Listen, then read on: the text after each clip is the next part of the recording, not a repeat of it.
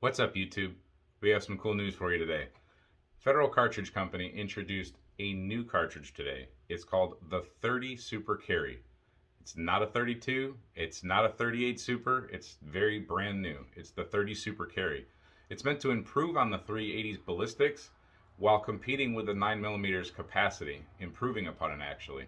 So normally with a double stack magazine, if you could get 10 rounds of 9mm, now you can get 12 rounds of 30 Super Carry.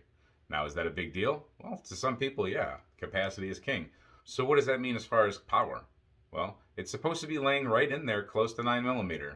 Sometimes it can have a little bit more penetration, I guess, than 9mm. The foot pounds will be a little bit under 9mm in the initial offerings, but it's beating 380. And if 9mm gives you a problem, I don't think dropping down to 380 does much to help that. There's other caliber choices.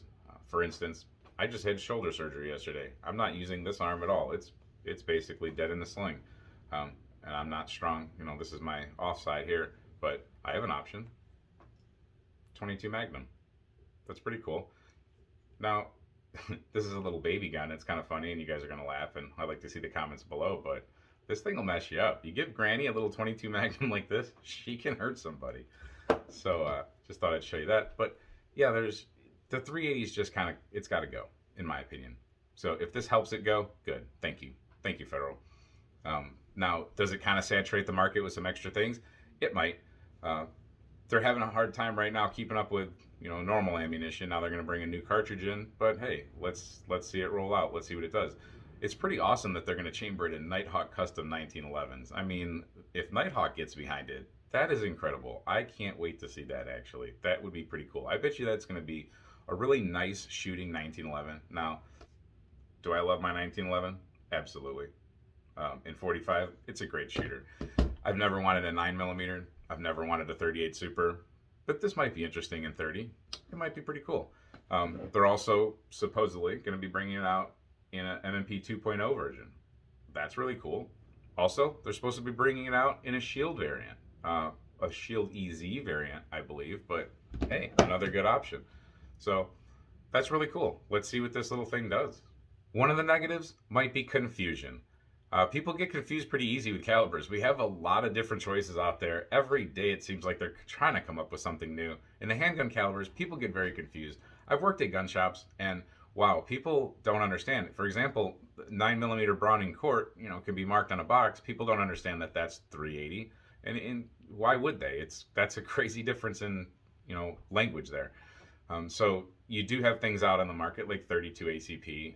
You have 38 long, and you have 38 Smith & Wesson. You have 38 Special plus P. You have 30 carbine. Now you have 30, or you had 38 Super, because it's pretty much going away. Now you have 30 Super Carry. It gets really confusing, but as long as people get the right guidance, they'll figure it out. Another thing is production. Right now there's going to be a limited amount of production of this. Only certain companies are going to be able to produce this at the moment. It's going to be in development with a lot of other companies, but for now, production will be an issue. We'll see how it comes out. We'll see if they've been making this in secret and they've got bunkers full of it for us, just waiting to roll out. I don't know. It'd be cool if they'd send me, a pallet of it. I would try it out for them. But we'll see how the production goes. It was really, really, really hard to get anything defensive caliber-wise in any of the 9mm, 380, 38, 357. You couldn't get that. You still, in some places, it's having a really hard time getting that. Target ammunition for 380 was unobtainium. You could not find a 380 round for a good 6 months where I live. The shops, they just could not keep it in stock. You were lucky to get 9mm, let alone 380. Couldn't find 38 Special. People were paying $2 a round for 38 Special around me. So let's see how the production goes. As far as reloading, this could get interesting. More complication for reloaders because they've got more things to buy. But as far as being able to see what this cartridge is capable of, reloaders are amazing. Hand loaders, reloaders, whatever you want to call it. It's amazing what you can come up with when you tinker and tinker and tinker. You can really optimize this. They're going to have to, of course, come up with different cartridges for it, I'm sure. They're going to play with the weights. They're going to play with the shapes. They're going to do this and that. But as that advances, the hand loaders are going to advance their techniques, and we're going to get some really cool published data out of this. We'll see where this goes. Like I said, I think we're going to target land. One interesting comparison that has been put out there by one of the companies is the comparison of 45 to the 30 Super. I'm reading off a note here, but 30 Super with a 100 grain bullet going 1,250 feet per second, producing 347 foot-pounds of energy. It's pretty interesting because a 45 ACP round going with a 230 grain bullet at 890 feet per second can produce 404 foot-pounds. That's interesting because you know you're going to get a ton of capacity out of the 30 Super Carry compared to the ACP 45. But 45 is just a nice shooter. However, this Super Carry is supposed to be a flat shooter. Supposedly out at 50 yards, a 100 grain bullet will still retain 1,129 feet per second and 283 foot-pounds of energy. That's not a lot of foot-pounds of energy. We're not talking about a lot of power. But however, the trajectory only drops by a little bit more than a half inch. It's 0.6 of an inch.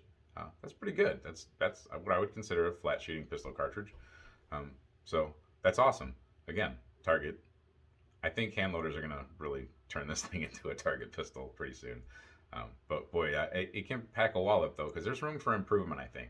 I think they're going to be able to make this thing pretty stout. And then they're going to be able to keep it middle of the road. So this thing's going to give a lot of 9mm cartridges a run for their money. And it's, like I said, it's going to probably whoop the crap out of 380. No reason it wouldn't just push 380 right out of the market. If this thing feeds reliable, if they can keep up with production, if they put this into a lot of handguns, then this is going to be pretty awesome. I'm really optimistic about this. I normally don't get excited about new bullets, new cartridge designs, because they put one out every week, and it's usually a rifle caliber that dies off in 2 weeks after that. Valkyrie, okay. But yeah, handgun cartridges, I've been waiting to see what's going to happen with a 380. So I'm going to get my hands on this cartridge in some form of pistol somewhere. I'd like it to be a full-size M&P 2.0. That'd be pretty cool. I'd like it to be the 1911, but I've already got one Nighthawk Custom on the way, and I'll be in a lot of trouble if I buy another one. Ooh. So let me know what you all think. Comment below. The comment section is great on this channel. Share this video with your friends. Show them what's going on. And please subscribe if you haven't done so already. Really helps out the channel. So YouTube, stay tuned and I'll bring you anything else I find out about this cartridge, and I'll bring you other good news. Thanks for watching. Please subscribe, share, like, all that's awesome. Take care.